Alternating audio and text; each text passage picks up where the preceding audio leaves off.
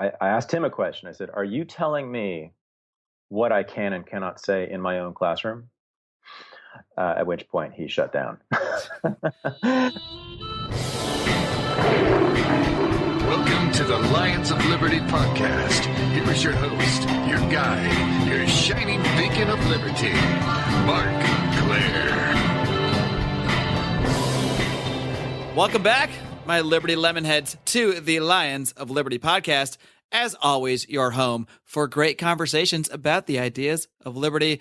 And guys, I am truly excited about today's episode because I have a guest for you today who I've been looking to have on for quite some time, and we finally made it happen here in the 236th episode of this program, which of course means you can find the show notes page for today's episode featuring links to just about everything we discuss over at lionsofliberty.com/236. The show is sponsored today by our good friends at Health Excellence Select, who have put together the ultimate free market solution for your healthcare needs. Find out more at lionsofliberty.com/health. My guest today is the author of A Renegade History of the United States, a book I had been hearing the buzz about for quite some time and finally got around to reading recently, and it really is a fascinating look at American history from a perspective you quite literally will not find anywhere else in contemporary literature, and certainly not in the majority of our universities. He teaches history and philosophy at Willamette University and is the founder of the soon-to-be-launched Renegade University, which he describes as the School for Dangerous Ideas. I am pleased to welcome in Mr. Thaddeus Russell. Thaddeus, are you ready to roar? I'm always ready to roar. Awesome. That's what we like to hear here at Lions of Liberty. And we're going to talk a little bit more about your work on what you would call renegade history in a little bit. But first, I want to get to know you a little bit better. So why don't you just start off telling us a little bit about your early life? You know, where'd you grow up and what kind of influences did you have that eventually led you to pursue a career in academia? Well, I was born and raised in Berkeley, California in the 60s, 70s, and 80s. And so, of course, I was surrounded by, the cream, I suppose, of the American left. My parents were radical socialists to the extent that they actually took jobs they were middle class, well-educated people who took jobs in industry and factories, steelwork. They were steelworkers and truck drivers and clerical workers so that they could organize the proletariat for revolution. And we lived about 4 blocks from the Black Panthers national headquarters. Did they literally go into jobs like that with the idea of sort of organizing their fellow workers and actually kind of creating socialism within their working places? Is that something they actively pursued? Oh, yeah. So absolutely. So that was actually the strategy of many revolutionary socialist organizations through the 20th century. I don't know if they still do that, although I bet some of them do. But yeah, I mean, as of the 60s and 70s, that's what they all did, really. All the revolutionary socialist organizations. And of course, they were all, middle class or upper class, well-educated people who dropped out. So my stepfather worked in a steel mill, and he worked in an auto plant in Fremont, California. And then for several years, he worked as a truck driver for Safeway. But this was all, this was with the Teamsters. So he was attempting to organize, a radical socialist union within the Teamsters, which, of course, was a total failure. So, my mother was a clerical worker at University of California doing exactly the same thing. Yeah, it was quite remarkable. And then all of their comrades, or many of their comrades, were doing similar stuff. So, I mean, you had people who went to Yale and Berkeley or Madison, Wisconsin, who were, working in factories, right? And that's what they did. And many of them actually still do that. A lot of their comrades then ended up moving to Detroit in the 70s and 80s for obvious reasons, and are still there. And it's now. I mean, then I sort of thought it was all romantic and exciting, but now it's just deeply sad to me. And you use that term comrade, and it probably sounds tongue-in-cheek to a lot of people, but I mean, about 10 years ago, I was in a work environment that attempted to unionize, and I'm not joking when I say I got a letter from the union that actually used the word comrade. So I'm not sure if you're being tongue-in-cheek there, but I wouldn't be surprised if you're not. Well, no, that's the term that they used. So, I'm just being true to them. I mean, that's how they talked. That's the word that people on the left in all countries have used for, more than a century. So it's perfectly apt to use that term.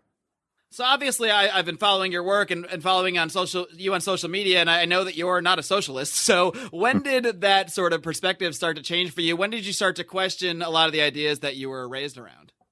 Well, so I will say this about my parents. They did not sort of actively indoctrinate me. I don't remember ever being sort of told what to think about anything.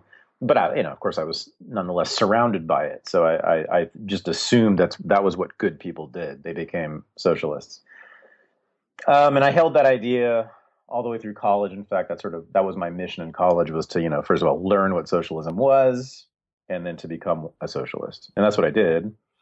And then went to graduate school, because that's, of course, what socialists could only do then, because the life in a factory just did not appeal to me. It's either the factory or more education, huh? Yeah, it's either a steel worker or a professor. So, and by that point, I mean, we're talking about the late 80s, early 90s. There was very little of that. Industrialization is what it was called, going on in the left. I mean, most of them had retreated to the academy because that was the only place they could control. So that's what I did. I decided to become a historian. I decided to become sort of like a Howard Zinn type historian, with the express purpose of, writing a radical history that would influence people, cause them to be radical, and then we would have, the socialist utopia. So did you originally start pursuing the work that became Renegade History as basically from a socialist perspective, looking to sort of justify that set of beliefs? Essentially, yeah. I mean, the strategy generally has been sometimes conscious and sometimes unconscious among left academics, to historians in particular, to look in the past and find people who agree with you, and then put them in the front of the textbook, right? Highlight them, elevate them in the narrative, make them the heroes rather than George Washington or Edison or whoever. And so that was basically my what I wanted to do in the first sort of year or so. And so the other thing you're supposed to do if you're a socialist historian is write labor history, because labor is where it's at. Labor is the most important thing. The class conflict, of course, is how history is determined. And so I started looking around. I started reading a lot of labor history, and I found that almost all labor history, and there's quite a lot out there, was written about, guess what, left-wing socialist or communist unions in American history. And, by the end of that year, I was thinking that this can't be. I mean, it can't be that all American unions were this left-wing. And so I started to look for, unions that weren't. And I almost immediately found out that the great majority of American unions have not been left-wing, in fact, hostile to the left. And the biggest union in American history was the Teamsters in the 1950s and 60s under Jimmy Hoffa. And that Hoffa was the most popular union leader in American history. And so I said, this is very strange that there has not been a single book written about the Teamsters or Jimmy Hoffa by a historian. But of course, the commie historians had deliberately ignored him because he wasn't the right kind of unionist. So he was interested only in getting better wages and working conditions for his members and nothing else. And he was sort of actively hostile to social democratic and socialist unions and social engineering generally. So that's another reason they hated him and ignored him. So I wrote my dissertation on Jimmy Hoffa and the Teamsters, but it was really an extended critique of left-wing labor history and social history generally. What I found, this is where sort of libertarianism actually entered my mind, although I didn't really know what it was at that time. What I found was that Hoffa was militant and successful and accountable, the most important thing, accountable to his members because he was forced to be, not by ideology, but by competition with other unions. So in trucking, of course, there's Teamsters there's all this, trucking touches all these other industries, right? It's connected to all these other industries, which have these other unions. So all these unions were just sort of going at it hammer and tong against each other for membership for the workers in those industries. So they were a constant competition, and Hoffa had to be a good, accountable union leader because of that, or else he would lose his members. So it's a market analysis, actually, which, again, historians had ignored forever and ever. What they wanted was one big union, right, with no competition, a monopoly that would rule not just industry, but ultimately the world. So I was arguing, I was like, hey, it seems to me that competition among unions is actually a good thing for the rank and file for ordinary workers, which they just hated. And the book was attacked in the New York Times and the Washington Post, et cetera, because it had to be. So that was sort of the seeds of my turn.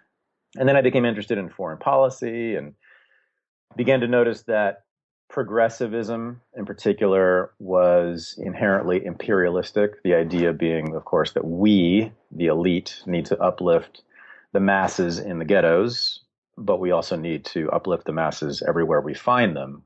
So that led me down another path. And then I also saw that what people in other countries were very interested in for more than 100 or 150 years was American stuff, American material stuff, consumer goods, popular culture, much less interested in being bombed. So that sort of led me to think that, and progressivism, of course, was always hostile to popular culture and materialism, the good stuff that comes out of capitalism. What they loved in capitalism was the disciplinary part of capitalism, that you have to work hard, that you have to get up at a particular time every day and treat your body like sort of live according to a mechanical clock, the rhythms of a clock rather than nature, et cetera. Progressives loved that, but they hated all this stuff that's fun that capitalism produces, which is exactly, what the people, both in the United States and elsewhere, loved, right? They had just the opposite take on capitalism, was that the fun stuff is great. They're not so keen on working all the time.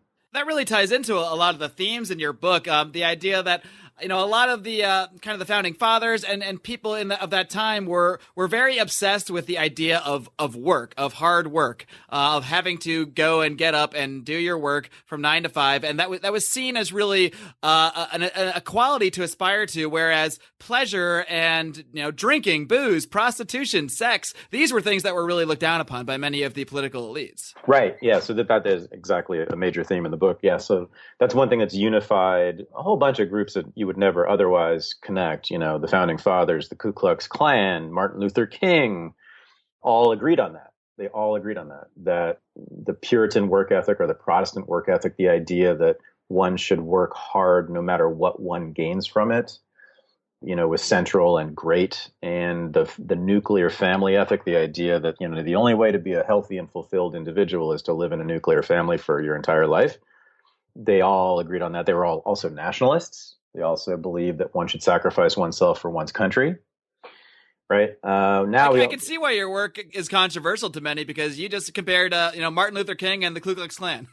Yeah, well, in those ways, there's no question that they were identical, actually. So, in fact, in my book, you'll see that Martin Luther King, gave a whole series of sermons and lectures in the 1950s and early 1960s, denouncing the work habits and sexual behaviors and drinking and lack of work ethic among blacks. Which is quite ironic considering, what we know about some of his sexual behaviors. Yeah, he was a hypocrite, but publicly, right, in his attitude toward black culture, it's hard to find a difference between him and the Ku Klux Klan, between him and racists. There's no question about that.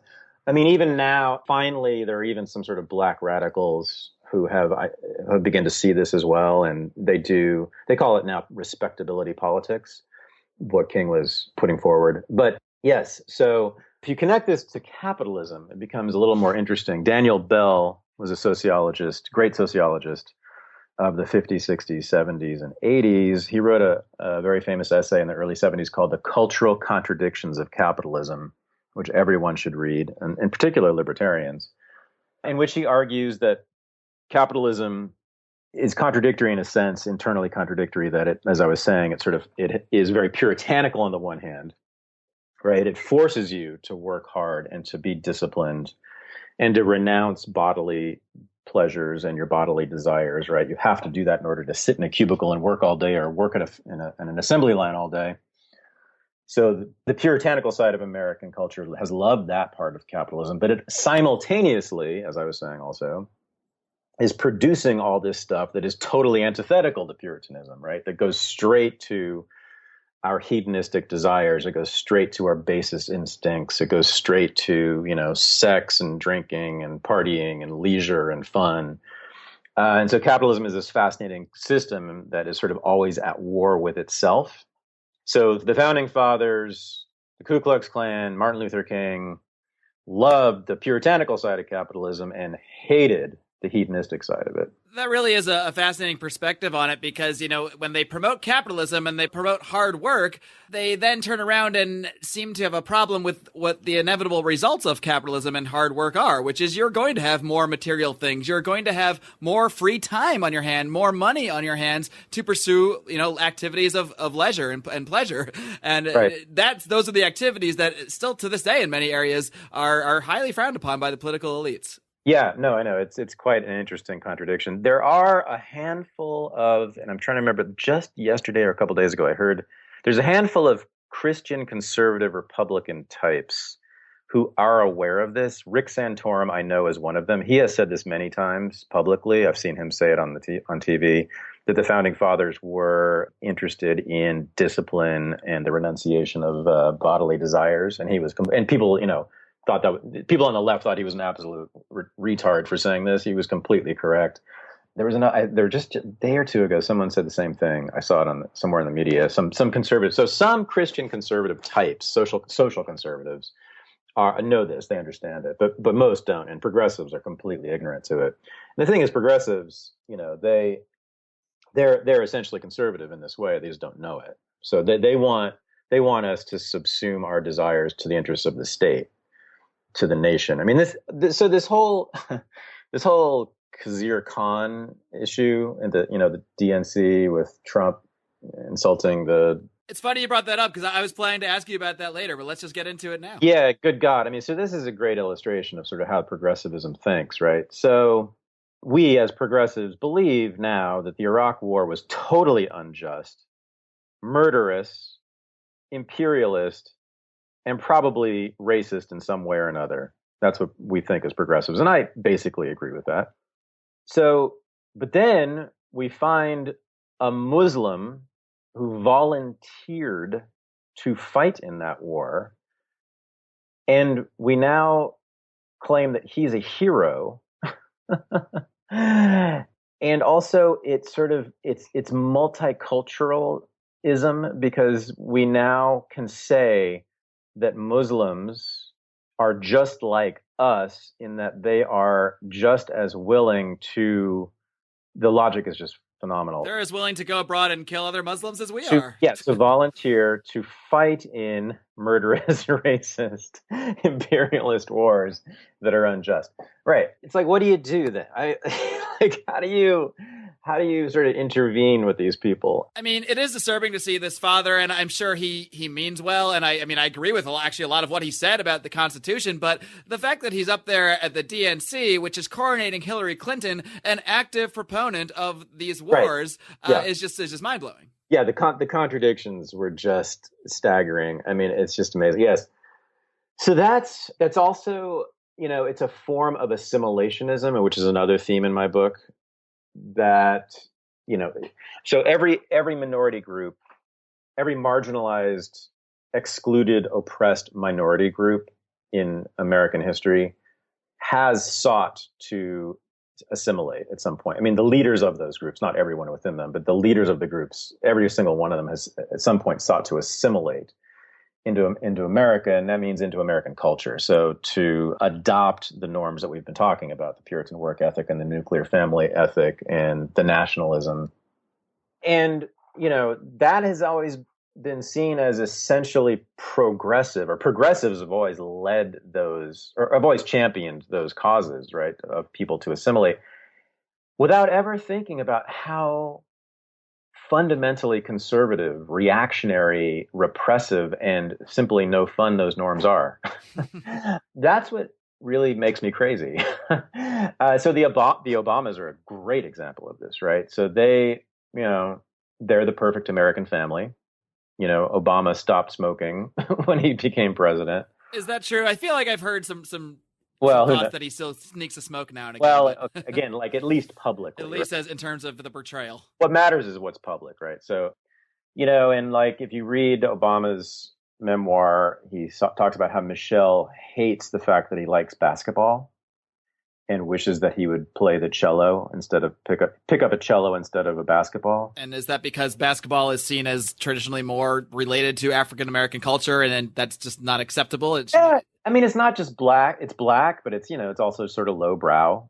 Sports generally, that kind of is just lowbrow, whereas the cello represents high culture. Now, now, if you want to talk about white supremacy, which I do actually think that is a concept. I do think that's a meaningful concept. I think it's misused all the time, but to me, that's an example of white supremacy, right? She thinks that a culture created clearly by Northern European white people is superior to a culture that is, played mostly or participated in mostly by black people. It's phenomenal, but this is all missed. No one gets this, right? It's just, so I mean, so the left loving Obama largely because I believe he is assimilated or represents assimilationism is so fundamentally conservative in an unconscious way. It's. I mean, it's both cultural assimilation as well as sort of political assimilation as well. He was supposed to represent radical change and radical progressivism, and he's really in policy-wise, not that different than George Bush. So that stuff we all know. I mean, that thank God it took several years, but now we have shown most people on the left about that. I mean, most people on the left are now aware of that, right? That he was a man of the establishment, and he always was. He promised to be a man of the establishment, and he became one. Right. They do actually, most of them do see that. So, I mean, believe me, I wanted to shoot myself for several years talking to these people about that. But no, I mean, the cultural stuff they still don't get this. They still think it's wonderful that the Obamas are such a perfect American family and represent. And look at Michelle. I mean, actually, she's very important in this way, right? What is Michelle Obama about? She's about people eating healthy and exercising. Her view of healthy, anyway. Yeah, right, exactly. Which, by the way, is very different than the attitudes of most black working class people. And I'm not saying this. It's not a stereotype. There have been many, many polls, many, many studies on this about body image among blacks and whites, and they differ radically. Just in their values. Black women and white women think very differently about what a body should look like. Mm-hmm. Michelle's values comport with the values of whites, clearly.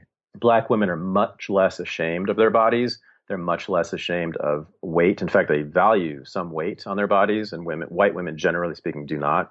There's very stark differences, and many, many social psychologists have shown this with studies.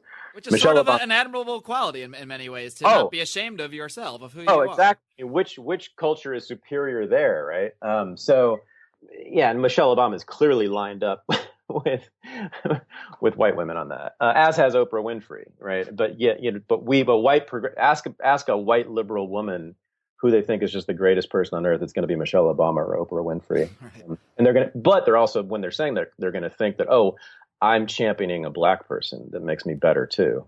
well, my sister is one of the more bigger progressives I know, and I'm not worried about her hearing this because I know she's not going to listen. And she loves Michelle Obama. She cannot shut up about her. Oh, sure. Yeah, exactly. So ask them why, ask them why they love them. I'm afraid.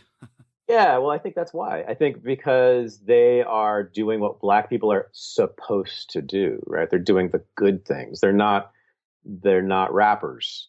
They don't have a big ass and talk about having a big ass as being a good thing, right? They're acting white.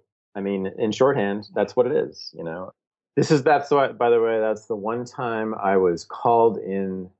I was disciplined as a college professor. Called to the principal's office, if you will. Called into the administration, dean of students and the dean of faculty at the New School for Social Research in New York City. I was teaching a class. This is during the 2008 election, just before the election. And I made this argument about Obama being assimilated and representing that. And that's why he was so successful and popular among white liberals. And I laid out the whole argument, and at the very end, I said, and therefore Obama is white. Of course, I didn't just say that. It was an hour-long argument where I laid out this whole thing. And it turned out that there was a woman in my class, a student in my class, who was from Hawaii, who knew the Obama family, and she was black, this woman, and she reported me to the administration for saying that. And I was told by the dean of students of the New School to never say anything like that again in my classroom. What was your response to that? I said, I asked him a question. I said, "Are you telling me what I can and cannot say in my own classroom?" At which point he shut down. Because he can't really say yes to that because they're not supposed to really have that kind of influence on you? Especially the dean of students. Well, no one should, according to academic freedom principles, but certainly not the dean of students. So, yeah. So anyway, this all goes very deep. My point there is just that I touched a very deep nerve, not just in that girl, but in, American culture. So, if you lay this argument out to white liberals, they go crazy too. They can't stand it because what you're doing is accusing them of being white supremacists, which they are. Wow. Well, Thaddeus, this is really interesting stuff. We just need to take a break real quick to tell my listeners out there about today's sponsors at Health Excellence Select. I'm a freelancer and I purchased my own health insurance, and I was hit by some serious sticker shock after the implementation of Obamacare. My premiums and deductibles were skyrocketing. And as someone who keeps myself pretty healthy, I knew that I was getting a raw deal for a product I simply didn't want.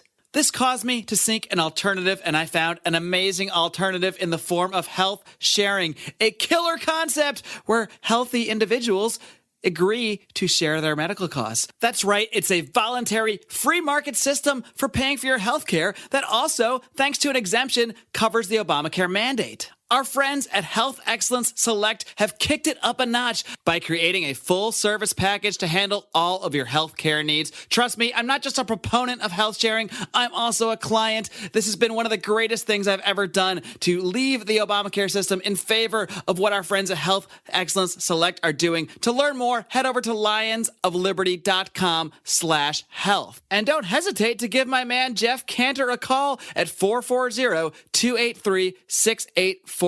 Be sure to mention Lions of Liberty. Let's talk a little bit more about, some of the conflicts that you had in your academic career here with this work you've been doing. So back in 2011, you published an article stating, the title of which was Why I Got Fired from Teaching American History. And well, I'll just let you take it from there because you know the story better than anyone. Yeah, so I was at Barnard. This is before I was at the New School. Actually, I was at the New School because I was essentially fired from Barnard. But I got my PhD from Columbia University. And a quick point I want to touch on there. Sure. I know that you were in school at Columbia around the same time as Tom Woods, so I know you are a friend of. Did you know Tom at all at that time? I met Tom once at that time. And that's his fault, and he'll be the first to admit it. It's not really his fault. I mean, he was, terribly, terribly isolated. And he talks about this a lot, at Columbia, obviously. Oh, yeah, he talked about this when he was on my show about how his views kind of very much isolated him from the academia and a lot of the culture there. Yeah, there was no way for him not to be isolated, and I think he entered Columbia as a more or less conservative, actually. And then when he was at Columbia, I think was when he went to the Mises Institute and became a libertarian. So he was still, if he had been sort of a real libertarian, he might have had a chance, but even then it would have been really hard.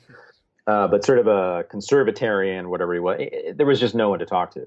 There was no one to be friends with. It was absolutely on lockdown by social democrats and socialists. I mean, that's who absolutely controls the social sciences and humanities. And I mean, it's not that they think your arguments are faulty. They think that you're a bad person.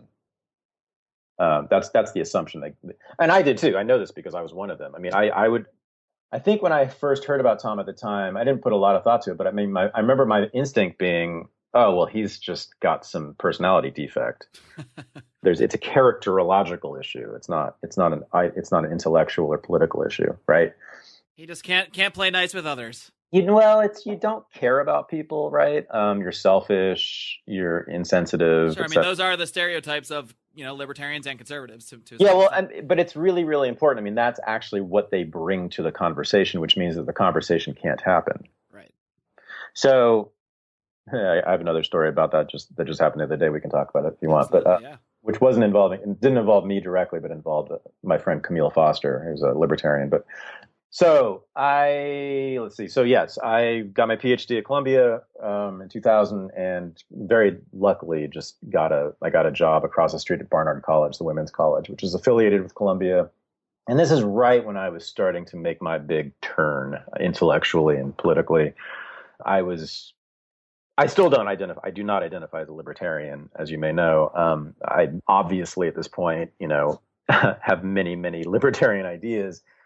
But anyway, then I I certainly mean, political labels are difficult. I mean, I host a show about the ideas of liberty and libertarian ideas, but even when I'm out talking to people, I hesitate to toss that label out there because there's so much baggage that often comes with it and a lot of it I just don't want to be associated with, at least from the get-go, before people really get to understand where I'm coming from. Yeah, I mean, I don't identify as libertarian, first of all, because I have some pretty significant differences with most libertarians. Sure, we can get into some of those a little bit later on. Sure, and then second of all, it's what we were talking about earlier, is that the second you identify as libertarian, you've lost. I mean, you can't talk to most people. It's astonishing. So anyway, I try to avoid that label, although, the fact that I've written 30 whatever articles for Reason doesn't help.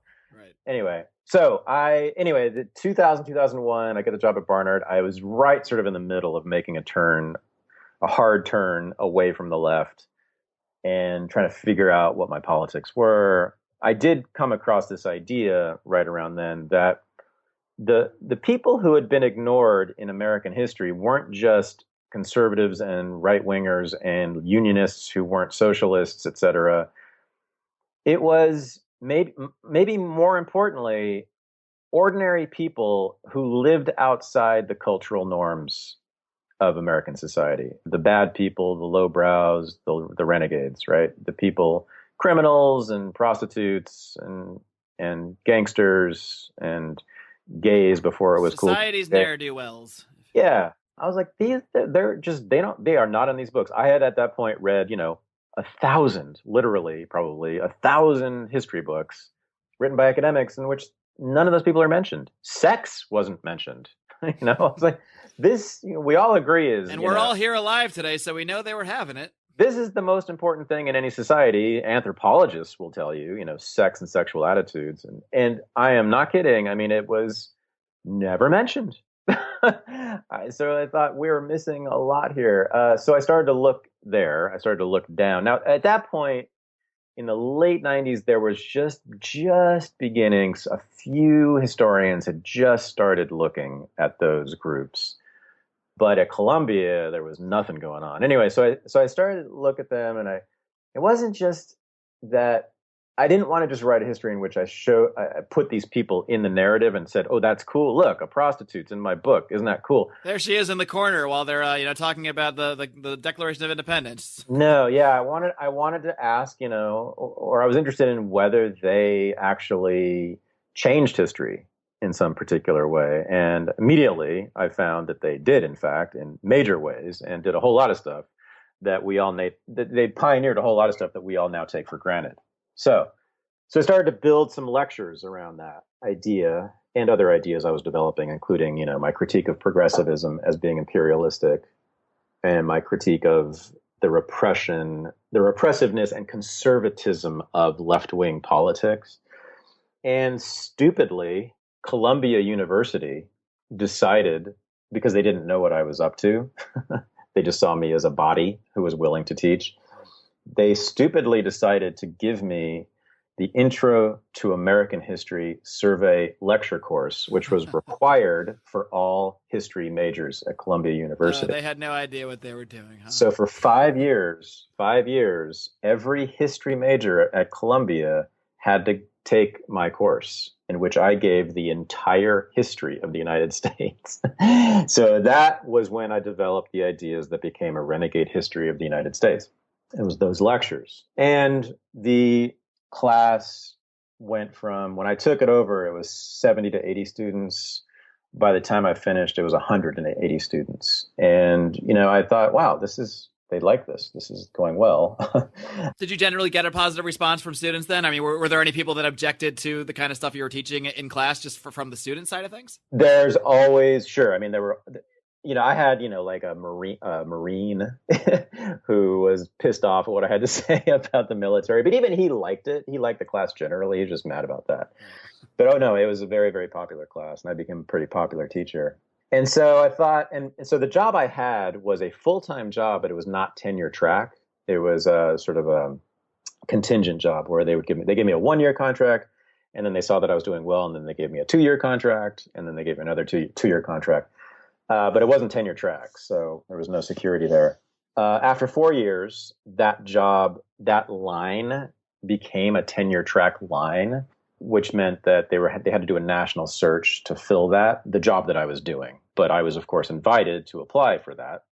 And I did. And because I was so successful as a teacher, and because my dissertation had been published by Knopf, major publisher, my colleagues at Barnard, not all of them, but the ones I talked to, just assumed that I would get it because I was doing so well. I mean, I was told this.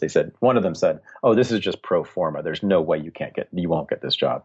They were the ones making the decision, by the way, about who would get the job. But they had to do a national search, and they did.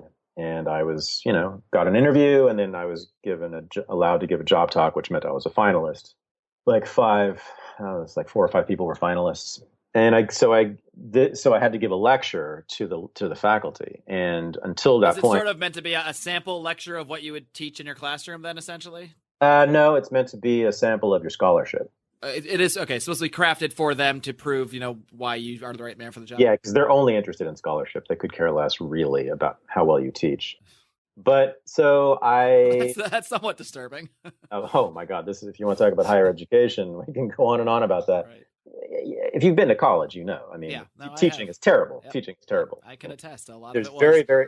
It's a true point because I can think of 1 or 2 teachers who were exceptionally great because the rest just weren't. I mean, there's no other way to say it. Yeah, I spent 13, 14 years as a student, undergraduate and graduate. I had 1 great teacher and 2 pretty good teachers, and that's it. Anyway, so I gave a lecture that is now essentially it's the chapter on the civil rights movement in Renegade History as my job talk. And, it's an extended critique of the civil rights leadership and how, as I was saying, conservative they were and how hostile they were to Black working class culture, to things like jazz and rock and roll, and to, Black slang and Black fashion and dress styles. And I had all these quotes from Martin Luther King saying all these things and, criticizing Blacks for being lazy. And, these were quotes, I wasn't making this up. And half the people who approached me after, and by the way, so the luminaries of Columbia University were there, sort of very famous professors, and about half the people came up to me and said that was the best job talk I've ever seen. And these are American historians telling me they never knew what I said. They never knew about these things. They never knew these things about King or the civil rights movement or Black working class culture, et cetera. They were amazed by it. One very prominent faculty member got up and walked out 5 minutes before I was finished. What, just in pure disgust? I didn't know. I mean, didn't know how to read it at the time. Maybe they just had had to go to the bathroom or something. I had heard nothing negative about me from anyone at that point, so I didn't really know then. I was very naive. So then I thought, wow, I got this.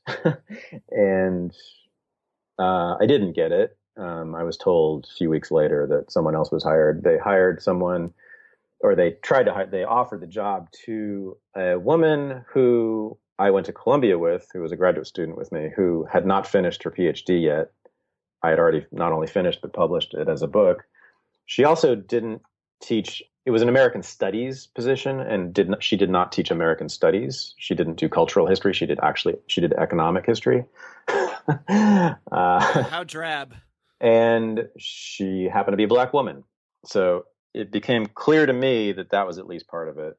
But also then I was told by colleagues that immediately after my lecture, they were flooded with emails from Columbia professors who control the tenure process at Barnard. So they have ultimate control over this. So they have to be listened to. Flooded by emails from people at Columbia saying things like what I had to say was dangerous. That was a word that was used, inappropriate. When you're quoting actual, human beings you can judge it for yourself. So and that was another obvious reason why I wasn't given the job. That lecture became an article in the leading American Studies academic journal. So anyone can read it. It's called The Color of Discipline and Judge for Yourselves. It's done quite well. It's one of the most downloaded articles in American Quarterly. Sure, and we'll link to that in the show notes for this. Yeah, the editor of American Quarterly told me that himself. So, yeah, so that's what got me. That's what was considered to be completely out of bounds. Columbia is a very conservative place. Now, it's, as I said, it's dominated by liberals and some socialists and some Marxists, but it's culturally especially conservative. They kind of demonstrate what I've been talking about, the conservatism of the left, and they're just not interested in anything other than economics, government institutions, government, so particular social movements, the good social movements. Anything that falls outside of that, they're just not interested in. They think it's either a distraction or somehow reactionary. Anyway, so that's that story. I thought then that my career and possibly my life was over. I didn't know what to do at that point. The job market. Not only did you not get this tenure position, but you were essentially out of a job as well. Oh, I was, yeah. I had one more year on my contract. So, by the way, I had to teach another year there, around these people. Ugh. But most importantly, I mean, the academic job market was abysmal at the time. So hundreds of people would apply for every job I applied to. I didn't know what I was going to do.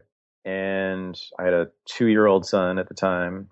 And I was walking around Central Park one day thinking about this desperation. And I thought, well, I do have these lectures that I wrote that seem to be pretty popular among the students.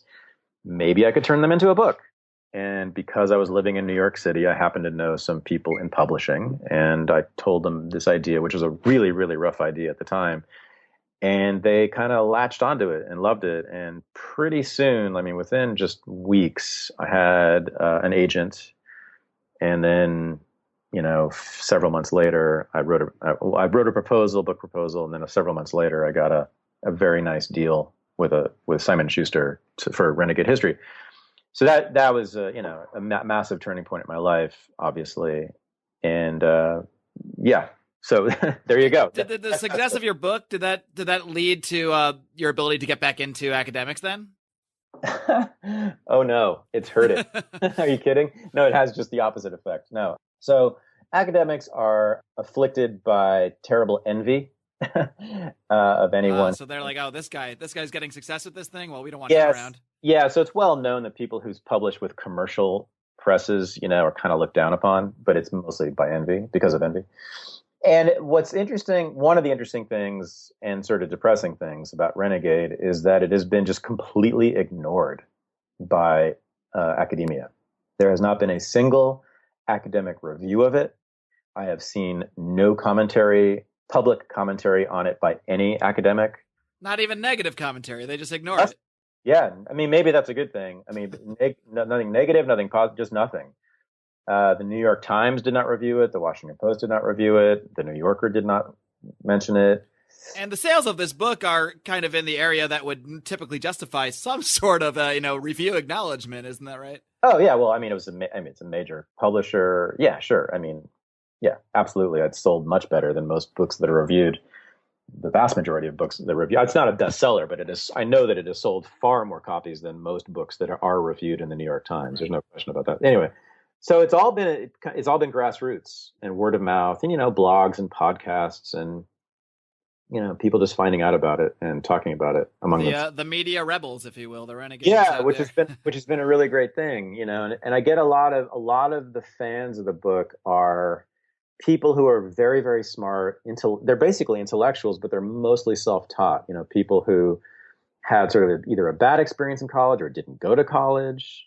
The main thing I think I learned from college is that I have a lot to learn out there outside of college. Yes. I think that's the biggest thing that I took from it. And that's kind of leaving college is when my own self-exploration began. And when I really tried to look into the history and politics in a much deeper way than was ever presented by my professors.